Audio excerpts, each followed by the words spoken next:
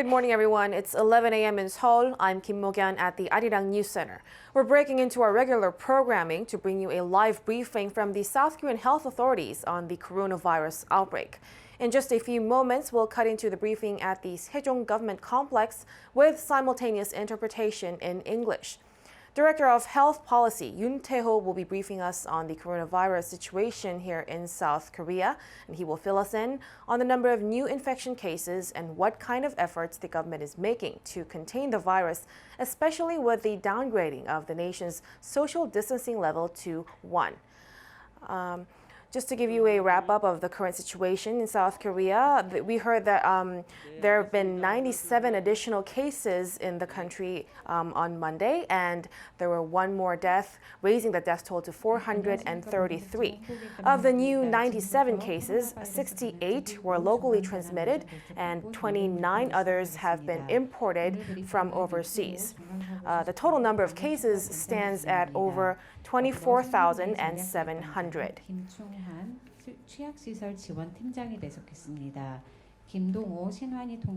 Now the briefing is about to start. Let's take a listen.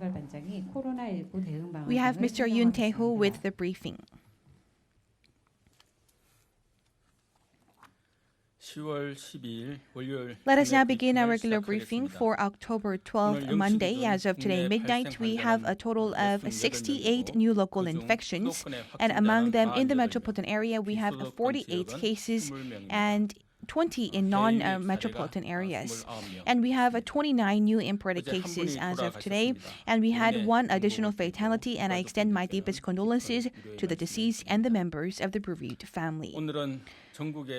Today, nationwide, we have lowered the social distancing policy to level 1, while the level 2 distancing measures will be put in place partially in the metropolitan area. And today is the first day of such eased measures. However, this does not mean that we can become complacent. It is very important that we need to also maintain the current status going forward so that we can have a full control of the spread of the virus. And centering around the metropolitan area in hospitals and nursing hospitals, we have seen sporadic infections, and after the Chuseok holidays, we still have some risks of infection stemming from these holidays as well. And this is why we cannot become complacent. And it is very important that we comply with quarantine measures like wearing a face mask, and also important to carry out quarantine measures at multi-use facilities as well. The quarantine measures nationwide has been also, we have eased our social distancing measures to level 1. And this means that all of the meetings indoors with 50 people or outdoors with more than 100 people will also be allowed. However, for those events with a large number of people, we need to restrict the number of users for 1 per 4 square meters. And as for the high-risk facilities, we need to also ease the restrictions on business operations. However, they need to restrict the number of users and comply all of the users to wear face masks. And as for clubs, we will have toughened measures, including restriction of the number of users. And as for the multi-use facilities, including public rallies and public transportation, we need to mandate all of the users to wear face masks. And starting from November 13th, we will also apply penalties for all of those who breach such measures. And as for the professional sports games, we will also admit spectators, however, within the 30% capacity of the total capacity that are allowed at stadiums. And we will also open our facilities of public indoor facilities as well. And also in the metropolitan area, we will also continue to put in place toughened measures, including a ban on the outdoor activities with more than 50 and indoor activities with more than 100 people. And in high-risk facilities, including 16 facilities, we will also mandate the quarantine measures to be put in place. And especially for eateries and coffee shops, we will also mandate the people to have at least one table in distance as well. And at churches in the metropolitan area, they need to also reduce their capacity to about 30% of their total capacity. And while they can have in-person services, they cannot have public gatherings or small gatherings and group meals. And going forward, we will monitor the situation and carry out detailed measures depending on the venues. And it is important for us to make sure that we need to strike a balance between our daily routines and quarantine measures. However, we will also intensify our means of taking responsibility and duties for these quarantine measures, including penalty fees and indemnification. And as for the public facilities that breach these measures, we will also put in place toughened administrative orders or public fines with over 300,000 Korean won. And as for those people and individuals who breach these measures, they will also be faced with penalties and fines as well. And also, if there is a grave violation of such measures, the local authorities can also put in place a ban for about 3 months of business operation. And please note that the individuals, every one of you, is actually the proactive agents in quarantine. So please continue to abide by these measures going forward. And so far, we have seen many of our daycare centers for the children and social welfare services for the handicapped as well as senior citizens have been also halted due to intensified social distancing measures.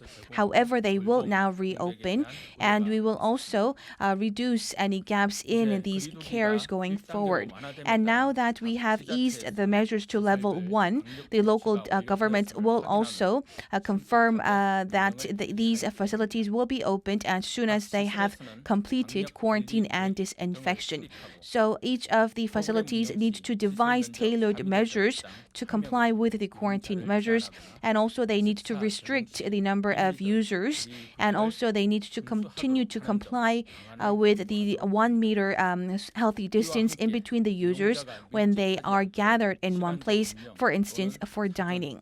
And also it is advisable for the users of such facilities to reserve their booking in advance.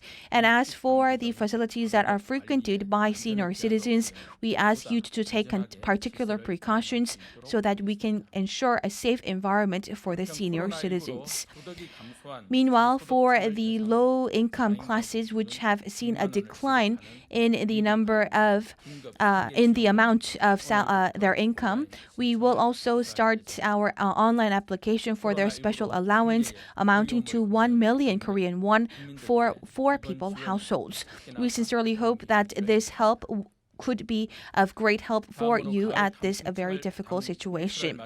And next, during the autumn weather, we believe that many people will be enjoying their outdoor activities. And starting from the 17th of October to 15th of November, when we have a great autumn breeze, and so that we have many people who are going on their outdoor activities, we will be limiting the number of people at public parks as well. And as for the 55 nations public hiking centers as well as the parks, we will limit the number of users as well. And as for the Seorak Mountain and Naejang Mountain cable car services, we will be limiting the capacity to about 50% of its total so that we can reduce the amount of users. And meanwhile, on our YouTube page, we will also have a video of the major mountains so that you could also enjoy these beautiful landscape and scenery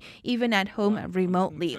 Moreover, you need to also comply with the quarantine measures that you need to abide by at such outdoor activities, and they will be also promoted through these YouTube channels. Moreover, we believe that more outdoor leisure activities will also be popular going forward during the autumn season, and we also ask you to refrain from visiting in large groups to these public parks so that we can guarantee a safe environment for you all. And we would like to note that all of the public have participated well during the prolonged quarantine measures. However, we believe that we still have some risk factors stemming from the Chuseok holidays. So if you have any symptoms like coughing or fever, please visit a nearby screening clinic and get tested as soon as possible. Going forward, the government will continue to monitor the situation and devise our social distancing policy so that we can provide the best help. Thank you very much. 네, 지금부터 질의응답 시간을 가지겠습니다. 배석자분들은 Now, that was the daily briefing on the COVID-19 situation here in South Korea. We just heard there were 97 additional infection cases of COVID-19, bringing the total to 24,703. There were one additional death, with the death toll rising to 433. That wraps up our coverage of this morning's briefing. We'll be back with our regular newscast at 12 p.m. Korea time. Bye for now.